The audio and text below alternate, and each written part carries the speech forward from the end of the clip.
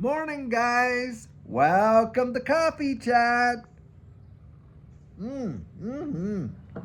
Wow, guys, is it ever a gorgeous, beautiful Wednesday morning? Very nice and cool. Got a bit of a breeze coming in here. Literally feels like spring, although I know it's fall. But fall in Texas is like spring in Canada. Because of the temperature difference and stuff like that. And I'll tell you, it's really amazing, guys. I hope wherever you are in the wide world, you're having a beautiful morning as well. Now, I want to share this. Listen to this right here.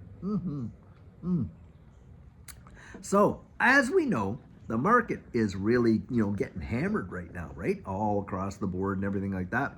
Well, reading an article today, and guess what? You got the Bank of Canada out there dropping rates for the third consecutive month in a row. Now, guys, do you think that all these G7, G20 central banks out there that they operate independently and they don't communicate with one another?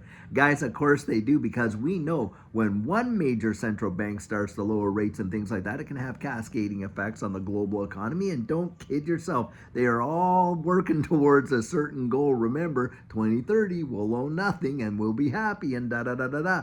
And what are you seeing when you see rates coming down like that, guys? Well, of course, what you're talking about is pushing, cash into risk on assets. Because let's be honest, it all starts in the debt market. And guys, easy money is on the way. I kid you not. I 100% believe it.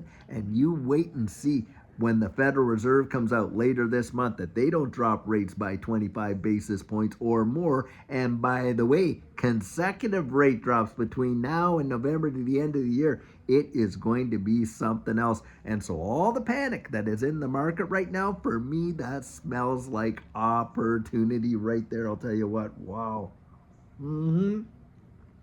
Guys, you can't believe all these numbers that they throw out there. I mean, they throw these CPI numbers out there. We know that it doesn't include groceries, doesn't include cost of gas and things like that.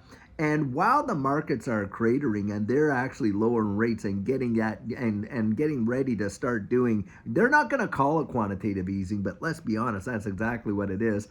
Getting ready to start doing that in a big, big way. I'll tell you what, you got all these numbers out there and they're total hooey, because right now Dollar General, by the way, Dollar General was really cratering there. Well, guess what? Dollar Tree is following suit. Bang, bang, bang.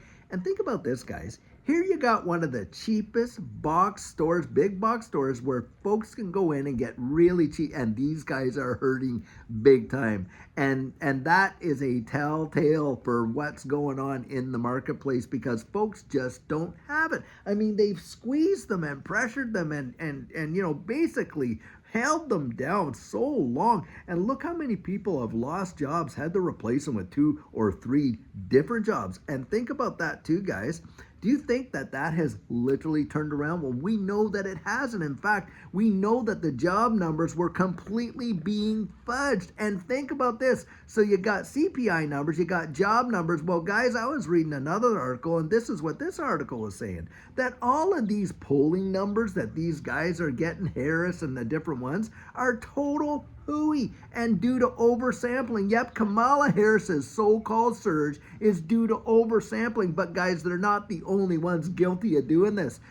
This happens on both sides of the aisles and all this and that. Oh, their polls are this and that. You cannot believe any of these numbers that folks are throwing out there. And that's why I say just don't let yourself just acquiesce to what's ever coming down the pike, because that's what they want. They want us believing, ooh, well, what's over here? Well, they're doing all this over here. Guys, market's cratering, and yet they're going to drop interest rates on and on and on. It's because they're in free fall, and guys, they want to put easy money out there. That is what's going to happen. And you watch and see what happens in this digital asset space. We are literally at a point where we have seen confluence in the past when the DXY has tumbled down like that, and these assets have shot off. But of course, they know they've pushed most of the middle class where they can't even afford to actually invest or things like that. So if you are invested in this space, like I say, thank God for the blessing of being able to do that, because there's a lot of people that don't have that. In fact, credit card debt is off the Richter scale, and the defaults with it right there. Wow. It is truly mind bending. And guys, that's where I'm always out and saying, get yourself focused down the road. Don't let yourself be a victim of what's coming. If you can at all, at any way possible, put yourself in a position where you have a little bit more here and a little bit more over there, and be able to dip your toes into this space. Even a little can make a big difference. For Judy and I, look, I remember walking around my neighborhood thinking, we missed it. We missed it. So little. And you know what we were thinking at that time, Judy and I? We would be saying to ourselves, loaves and fishes, loaves and fishes. Because you know what? We bathed it in prayer, and we believed that God could take the little and turn it into something big. And boy, did he ever do that in our lives. And I believe the opportunity is there right now. But guys, pay attention. Don't listen to the FUD. And because that's exactly where they want us. They want us in fear, uncertainty, and doubt. And oh, by the way, having said that, yesterday I'm out calling these guys out. And one of our subscribers gets in the comments and he says, "Oh, David, don't worry about it. God has it all in control. Just trust in the Lord and all will be well," and this kind of stuff. And basically saying, "Oh, I'm, talking fear and being a coward." And all this kind of stuff. So I respond. I said, "Listen, you have a different idea of faith than I do. My kind of faith is faith with feet. It takes action. Don't tell me what faith is. Show me what faith does," kind of thing. And, pulled out some different things and threw that out there. Well, the guy doubles down. And he says, "Well, no, you got to be like King David. Don't be afraid," and this, that. Well, you know about King David. King David ran to meet his enemy. He ran to meet Goliath. Yep. And he called him out, didn't he? He literally said, "Who is this uncircumcised Philistine that he should defy the armies of the living God?" That is not, that kind of faith took action, man. He went out there, he got his 5 stones, and on and on. And I've heard people say, well, if David was so confident, why did he go and get 5 stones? Well, because if you read the scriptures, Goliath had 4 brothers. Now that is faith. He wasn't ready to just take down one giant. He was ready to take down them all. Now I'll give that is amazing right there. Wow. Guys, the moment that we give up the ability to call these folks out, and the moment we acquiesce to a feckless kind of faith that does not do nothing, has no action to it. James said, "Hey, you show me your faith, I'll show you my works. In fact, I'll show you my faith in my works." That's what he said. Guys, that's where we got to stand. And if you can't stand for something, what's that song say? You'll fall for anything. And this is where you want to be as sharp as a tack. Don't let them buffalo you. You guys are way brighter bulbs than what a lot of these folks are up there. They can't even, in some cases, you hear them talk and they can't even form 2 sentences. I mean, Joe Biden in some cases wouldn't even know where he was at the moment. And literally his own staff calling them by different names. In fact, calling some of them by folks that have been deceased. Truly mind-bending. And how long did they let that go? And if they knew that he wasn't, having the faculties to do the job, then why did they actually purport that lie? And on and on and on.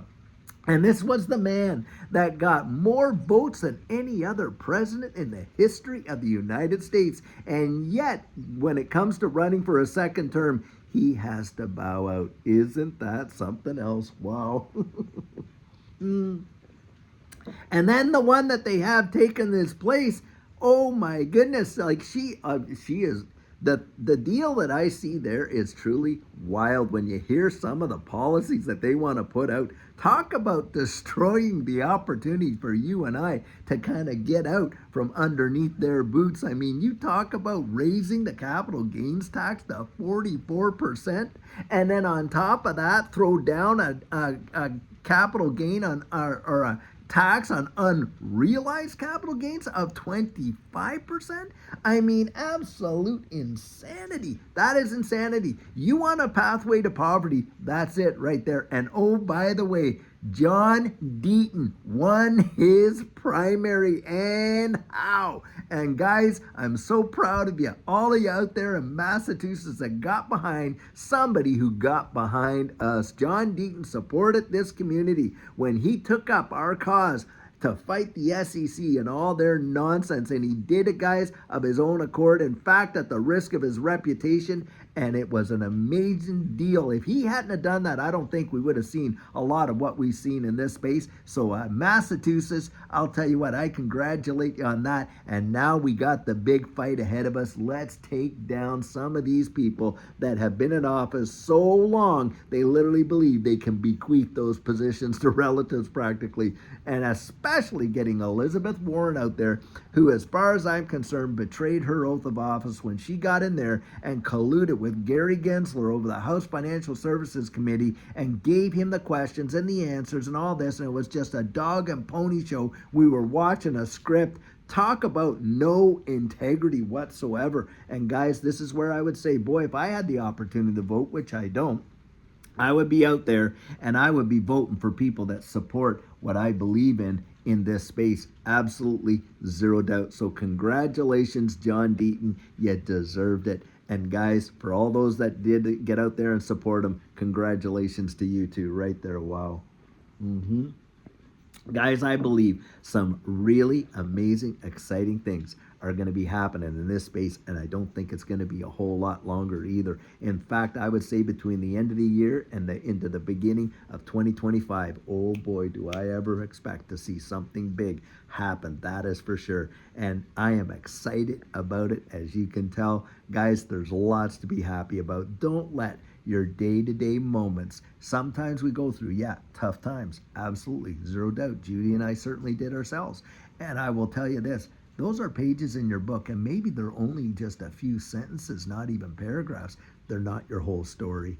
And this too shall pass. The page is going to turn. And when it does, guys, I believe it's going to just absolutely send it. That is what I'm expecting. Now, I'll tell you what, until later on today, when we have a fabulous video for you, guys, I sure hope you're having a great one, and take care.